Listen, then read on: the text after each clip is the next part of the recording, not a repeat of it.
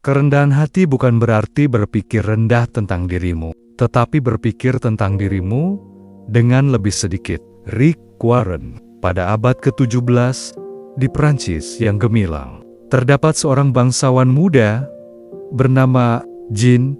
Ia memiliki bakat luar biasa dan menjadi pusat perhatian di istana. Raja Louis XIV Jean memiliki seni menggambar dan melukis yang mengagumkan, dan bakatnya membuatnya mendapat pujian dari banyak orang, termasuk dari raja sendiri. Awalnya, Jean merasa sangat bahagia mendapatkan perhatian dan pujian atas bakatnya. Ia merasa bangga dan percaya diri dengan kemampuannya. Namun, seiring berjalannya waktu, pujian dan perhatian ini semakin meningkat. Hingga akhirnya Jean merasa bahwa dirinya adalah yang terbaik dan tak tertandingi dalam seni lukisnya. Rasa percaya diri yang berlebihan ini membuatnya mulai bersaing dengan para seniman lain di istana. Ia ingin selalu menjadi yang terbaik dan menonjolkan dirinya di depan raja dan para bangsawan. Tanpa disadarinya, sikapnya yang sombong dan berlebihan ini mulai menimbulkan kecemburuan dan ketidaknyamanan di kalangan rekan-rekan seniman. Salah satu rekan seniman, Pierre, adalah orang yang paling terpengaruh oleh sikap Jean. Ia merasa tersaingi dan kurang dihargai karena ketenaran Jean yang semakin melebihi dirinya. Pierre merasa diabaikan dan cemburu akan perhatian yang diberikan raja pada Jean. Suatu hari, Pierre memutuskan untuk mengajak bicara Jean dengan tulus. Ia menegaskan bahwa persaingan dan ego yang berlebihan hanya akan merugikan mereka berdua dan membuat kerajaan kehilangan keharmonisannya. Pierre dengan bijaksana mengingatkan Jean untuk tetap rendah hati dan bersikap ramah kepada sesama seniman karena kemampuan mereka masing-masing memiliki nilai dan keunikan. Kata-kata bijaksana Pierre membuat Jean merenung. Ia menyadari bahwa persaingan dan keinginan untuk selalu menonjolkan diri hanya akan merusak hubungan baik dengan rekan-rekannya dan merugikan keseluruhan kerajaan. Jean berterima kasih pada Pierre atas nasihatnya dan bersumpah untuk mengubah sikapnya. Jean mulai merangkul sikap rendah hati dan kerendahan hati dalam berkarya. Ia tidak lagi menonjolkan diri dan berusaha untuk bersama-sama dengan para seniman lain untuk menciptakan karya yang indah untuk kerajaan, raja, dan para bangsawan pun menghargai perubahan sikap Jean dan kembali memberikan perhatian dan apresiasi atas karya seninya.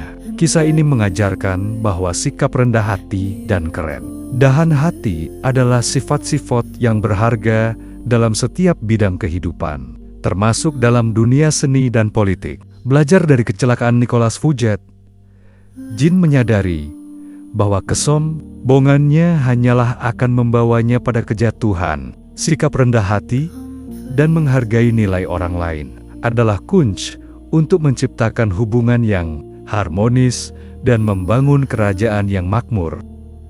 Ego kita merasa terpuaskan dan kita merasa lebih unggul dari yang lainnya. Namun, untuk mendapatkan simpati dan mengambil hati orang lain, terkadang kita harus menempatkan diri di belakang dan memberikan perhatian pada keunggulan orang lain. Dalam perjalanan menuju kesuksesan dan kebahagiaan, kita sering dihadapkan pada panggung yang hanya dapat ditempati satu orang. Ketika situasi semacam ini terjadi, kebijaksanaannya adalah merelakan ego dan memberikan panggung pada orang lain.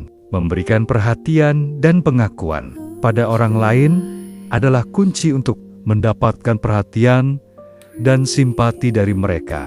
Namun, ini bukan berarti kita harus selalu berada di belakang dan tidak menonjolkan keunggulan diri. Tentu ada waktu dan tempat untuk menunjukkan bakat, kemampuan, dan kelebihan kita.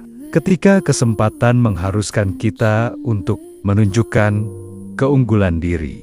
Tetapi, ketika kita ingin memengaruhi orang lain mendapatkan simpati mereka, taktik yang bijaksana adalah tidak terlalu mencolok menunjukkan keunggulan diri. Terlalu banyak menunjukkan bakat dan kelebihan kita dapat membuat orang lain merasa canggung, tidak nyaman, dan minder. Lebih baik memberikan perhatian dan ruang untuk orang lain dapat memperlihatkan bahwa kita peduli dengan mereka. Dalam lingkungan pekerjaan, kita dapat memenangkan hati pimpinan dengan menghormati mereka dan memberikan pengakuan atas keberhasilan mereka. Prioritaskan keunggulan pimpinan kita dan haturkan semua pencapaian kepada mereka. Meskipun sebenarnya itu juga sumbangsih kita, dan mereka akan lebih cenderung memberikan perhatian dan dukungan kepada kita. Mengambil hati dengan kehormatan adalah langkah cerdik untuk mempercepat kemajuan karier. Ketika kita memberikan kehormatan pada orang lain, secara alami, kita juga akan mendapatkan kehormatan dan perhatian dari mereka. Mengakui dan menghargai keunggulan orang lain bukan berarti kita harus merendahkan diri, tetapi merupakan langkah bijaksana untuk menciptakan hubungan yang harmonis dan saling menguntungkan. Dengan cara ini, kita dapat meraih simpati dan dukungan dari orang lain dan bersama-sama mentapai kesuksesan yang lebih besar.